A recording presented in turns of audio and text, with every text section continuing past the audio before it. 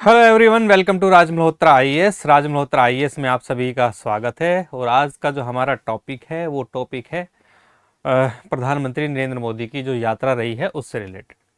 So guys, क्या आप जानते हैं क्या भारत में माइनॉरिटी राइट्स बड़े चिंता का विषय हैं, या यूं कहें कि भारत में जो फ्रीडम ऑफ प्रेस है आपका, यानी प्रेस की जो स्वतंत्रता है, क्या वो खतरे में है।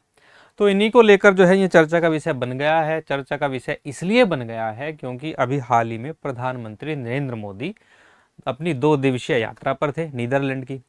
तो वहाँ पे जो है जो डच प्राइम मिनिस्टर हैं, यानी नीदरलैंड के जो प्राइम मिनिस्टर हैं, उन्होंने कहा है कि भारत के अंदर जो अपने माइनॉरिटीज़ होते हैं, यानी जो अल्पसंख्यक होते हैं, उनके जो अधिकार हैं वो चिंता का विषय बने हुए हैं।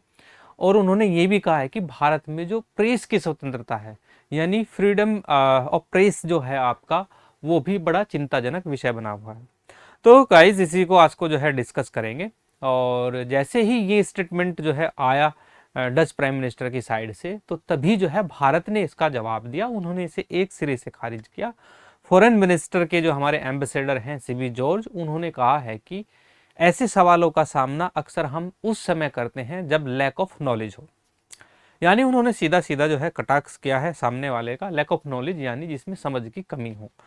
उन्होंने कहा है कि भारत में न ही तो प्रेस की स्वतंत्रता पर कोई प्रतिबंध है, और न ही जो है उन्होंने कहा है कि जो हमारे माइनॉरिटीज़ हैं, हमारे जो अल्पसंख्यक हैं, उनके जो अधिकार हैं, उनके अधिकारों को कहीं ना कहीं जो है देखा जाए तो वोयलेट नहीं किया जा रहा है।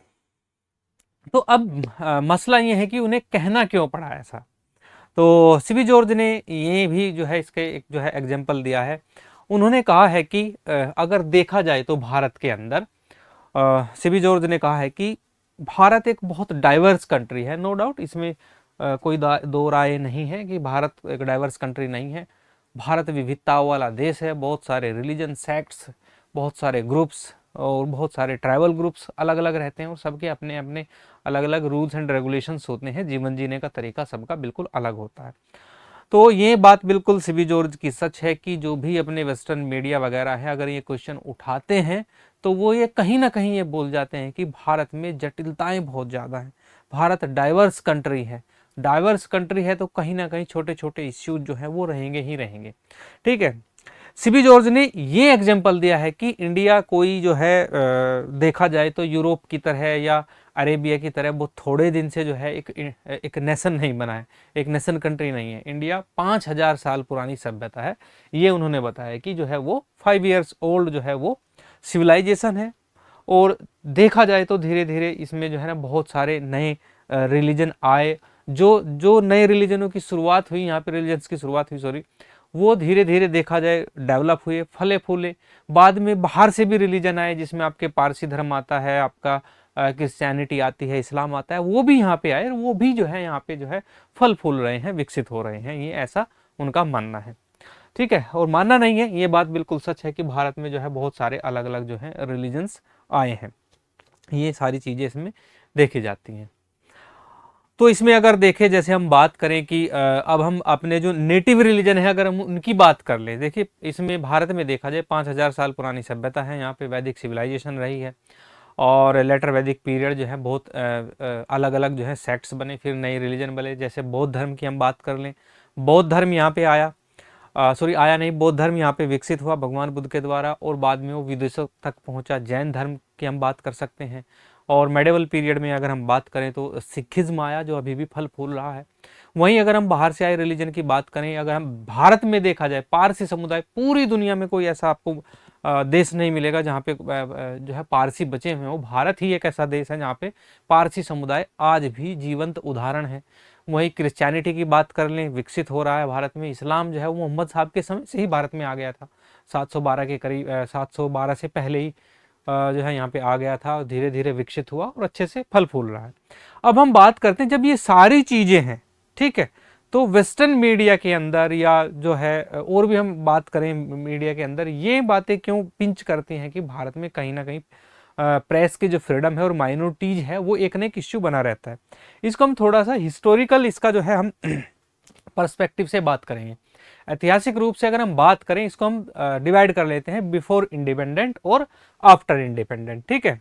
तो बिफोर इंडिपेंडेंट अगर हम बात करें जिस टाइम पे यहाँ पे ब्रिटिशर्स का एरा था, यानी ब्रिटिशर्स की गवर्नमेंट हुआ करती थी, तो स्टार्टिंग में जो है प्रेस का इतना चलन नहीं था। धीरे धीरे प्रेस का चलन जो है वो वेस्टर्न जो हमारी कल्चर है वहीं से ही आया भारत में। भारत में फिर क्या था कि जो ब्रिटिशर्स थे, प्रेस की यहाँ पे जो है स्वतंत्रता तो थी नहीं, लेकिन हुआ क्या कि जब यहाँ पे प्रेस का कॉन्सेप्ट आया तो हुआ क्या कि भारत में बाल गंगाधर तिलक, ठीक है, गणेश शंकर विद्यार्थी और महात्मा गांधी जैसे जो पढ़े लिखे विद्वान व्यक्ति थे, इन्होंने इसका अपने मूवमेंट को, जो इंडियन नेशनल मूवमेंट थी, उसको आगे बढ़ाने के लिए भरपूर उपयोग किया।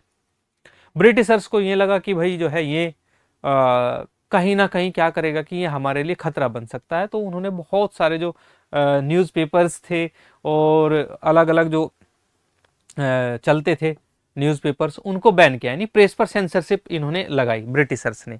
ठीक है, यहीं से ये इश्यू आने लगा प्रेस सेंसरशिप का। ठीक है, चलिए, ये तो ब्रिटिशर्स जो है वो बाहरी लोग थे, सरकार चलाते थे। अब हम बात कर लेते हैं आफ्टर इंडिपेंडेंट। तो आफ्टर इंडिपेंडेंट की अगर हम बात करें तो स्टार्टिंग में जब हम कॉन्स्टिट्यूशन हमारा फ्रेम हुआ तो कॉन्स्टिट्यूशन में आर्टिकल 19 सब क्लोज 1 सब क्लोज ए में जो है फ्रीडम ऑफ एक्सप्रेशन डाला गया। वहीं प्रेस की स्वतंत्रता है।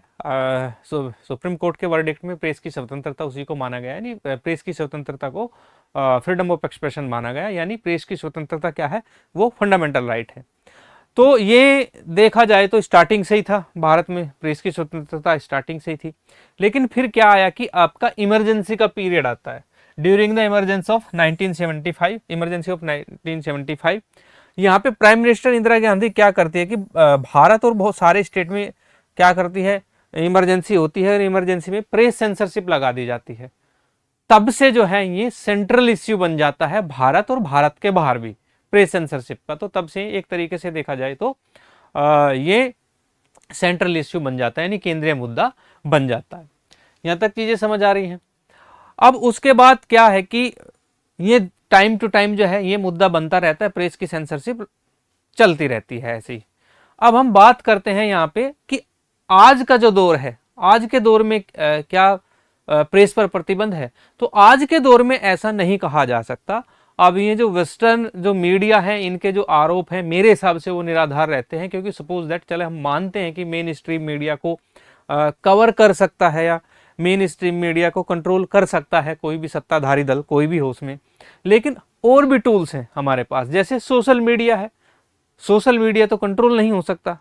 अब सोशल मीडिया क्या है कि जैसे यूट्यूब चैनल्स होते हैं आपके, फेसबुक, इंस्टाग्राम और भी बहुत सारे जो है माध्यम है कम्युनिकेशंस के, जिससे हम कम्युनिकेट कर सकते हैं एक दूसरे से। तो ये हमारे पास एक एग्जांपल है कि सोशल मीडिया को रोका नहीं जा सकता। इसके अलावा भी बहुत सारे थाउजेंड ऑफ नंबर्स हैं हमारे पास जो हैं, जो हमारे पास मीडिया संस्थान है जो चले हुए हैं, और गवर्नमेंट जो है उनको मेंटेन करती है और उनको सपोर्ट भी करती है। ऐसा नहीं है, इंडिपेंडेंटली ऑपरेट हो रहे हैं इंडिया में। ठीक है, फिर भी अगर देखा जाए तो जो जर्नलिस्ट हैं वो कहीं ना कहीं उन्हें कंट्रोल कर लिया जाता है, या दूसरा उसका पर्सपेक्टिव देखें, जो जर्नलिस्ट वगैरह हैं वो कहीं ना कहीं जो है क्रिटिसाइज करते रहते हैं। तो ये चीज़ें होती हैं। अब डेमोक्रेसी में हम बात करें, डेमोक्रेसी का मतलब केवल ये नहीं होता कि भाई चुनाव हुआ, चुनाव में व्यक्ति इलेक्ट हुआ और जनता ने अपना प्रतिनिधि चुन लिया है, ये नहीं होता। मीडिया जो है, हमारा जो प्रेस है, वो भी डेमोक्रेसी का पार्ट माना जाता है। तो ये आपको ध्यान रखना, free press is the backbone of democracy. अब हम बात करते हैं माइनॉरिटी के क्वेश्चंस की। तो माइनॉरिटी के क्वेश्चंस की अगर हम बात करें तो माइनॉरिटी में देखा जाए तो इंडियन हिस्ट्री में जो हमारी माइनॉरिटीज हैं, चाहे वो मुस्लिम है, क्रिश्चियन है, और आपके बुद्धिस्ट हैं, जैन हैं, सिख हैं, ये सभी माइनॉरिटीज में आते हैं आपके। ठीक है, यानी हिंदू को छोड़कर सारे जितने भी हैं वो आपके माइनॉरिटीज में ही काउंट होते हैं। तो हिस्ट्री ये रही है कि माइनॉरिटीज के जो राइट्स हैं वो कॉन्स्टिट्यूशन में ऑलरेडी डिफाइन है, हमारे कॉन्स्टिट्यूशन में जो है दिए गए हैं। और साथ ही जैसे कि हम बात करें जो सिविल कोड हैं वो माइनॉरिटीज को अलग से दिए गए हैं, जैसे हम मुस्लिम पर्सनल लॉ बोर्ड की बात करते हैं वो उनको अलग दिया गया है। तो माइनॉरिटीज का ऐसा कोई सच इश्यू है नहीं। अब हम बात करते हैं कि इंटरनेशनल ऑर्गेनाइजेशंस की अगर हम बात करें तो इंटरनेशनल ऑर्गेनाइजेशंस क्या कहती हैं। जो इंटरनेशनल ऑर्गेनाइजेशंस हैं लाइक ह्यूमन राइट्स, जो विदेशी मीडिया है वो आरोप लगाता है कि रिलीजियस पोलराइजेशन जो है वो भारत में बढ़ रहा है धीरे धीरे, जिसको हम जो है धार्मिक ध्रुवीकरण कहते हैं। हो सकता है बढ़ रहा हो ध्रुवीकरण। साथ ही ये एग्जांपल देते हैं जैसे कि इंसिडेंट होता है मॉब लिंचिंग वगैरह, ये सारे जो आपके उदाहरण हैं वो कहीं ना कहीं जो है पोलराइजेशन को बढ़ावा दे रहे हैं। वहीं अगर हम बात करें भारत की साइड की, अगर हम बात करें तो भारत का जो पक्ष रहता है वो ये रहता है कि laws are equal for all citizen. जो लॉज हैं वो सभी के लिए इक्वल हैं, कानून सबके लिए समान है। ऐसा कोई नहीं है कि माइनॉरिटी के लिए कोई अलग से कानून है या माइनॉरिटीज़ को कहीं ना कहीं जो है कानूनों में डिस्काउंट नहीं दिया गया है या कानून उन पर लागू नहीं होते। तो ये सारी चीज़ें आती हैं। साथ ही जुडिशरी को बताते हैं कि जुडिशरी हमारी इंडिपेंडेंट है, और साथ ही ये कहते हैं कि इलेक्शन का जो प्रोसेस है वो डेमोक्रेटिक इंस्टीट्यूशन है। और ये मानना है, भारत का जो पक्ष रहता है हमेशा जब भी ऐसे क्वेश्चंस जो हैं वो इंटरनेशनल मीडिया में आते हैं, तो भारत का ये पक्ष रहता है हमेशा कि हमारा हर बार इलेक्शन के द्वारा सत्ता का शांतिपूर्ण हस्तांतरण होता है, पावर ट्रांसफर होती है। इलेक्शन होते हैं, जीत जाता है, शांतिपूर्ण पावर ट्रांसफर होती है, जिसका आप एग्जाम्पल देख सकते हैं। बंगाल में ममता बनर्जी जी जो है वो अब इलेक्शन हार गई है, शांतिपूर्ण सत्ता ट्रांसफर हो गई है, दूसरे के पास चली गई है। तमिलनाडु में जो है टीवी के पार्टी जीत गई है, तो वहाँ पे जो आपके जो विजय हैं वो चीफ मिनिस्टर बन गए हैं। सत्ता का नॉर्मली हस्तांतरण होता है, किसी और कंट्री की तरह नहीं होता। जैसे पाकिस्तान में सत्ता का हस्तांतरण नॉर्मली कभी नहीं होता, अशांतिपूर्ण ही होता है या नहीं भी होता है। तो ये सारी चीजें इसमें देखी जाती हैं। अब हम बात करते हैं कि why do western countries repeatedly raise such question about India, यानी वो ऐसे क्वेश्चंस क्यों करते हैं, इसके पीछे का रीजन हम जानेंगे। पहला तो ये है कि जो वेस्टर्न डेमोक्रेटिक मॉडल है उसमें ह्यूमन राइट्स और आपका जो ये फ्रीडम ऑफ प्रेस है वो फॉरेन पॉलिसी का पार्ट होता है। तो इसलिए फॉरेन पॉलिसी हमारे यहाँ ये फॉरेन पॉलिसी का पार्ट नहीं है, ठीक है। यानी फ्रीडम ऑफ प्रेस हमारी फॉरेन पॉलिसी का पार्ट नहीं है, वो हमारी इंटरनल पॉलिसी का पार्ट है, ठीक है। तो वहाँ पे फॉरेन पॉलिसी का पार्ट होता है। खास तौर पे यूरोप और अमेरिका की अगर हम बात करें तो अमेरिका की अगर आप फॉरेन पॉलिसी पढ़ेंगे तो उसमें पार्ट होता है कि किस अदर कंट्री में जो है फ्रीडम ऑफ प्रेस का क्या जो है स्टेटस है, और वहीं अगर हम बात करें माइनॉरिटी राइट्स यानी ह्यूमन राइट्स का क्या स्टेटस है, सारी चीजें वहां पे देखी जाती है। तो क्वेश्चंस तो वो इंडिया ही नहीं अलग कंट्रीज के ऊपर भी जो है रेज करते हैं, ठीक है। दूसरा है कि सेकंड रीजन है India is growing global influence. तो दूसरा क्या है कि India as a global leader influence हो रहा है उसका, देखें तो यानी एज ए ग्लोबल लीडर क्या कर रहा है, ग्रो कर रहा है।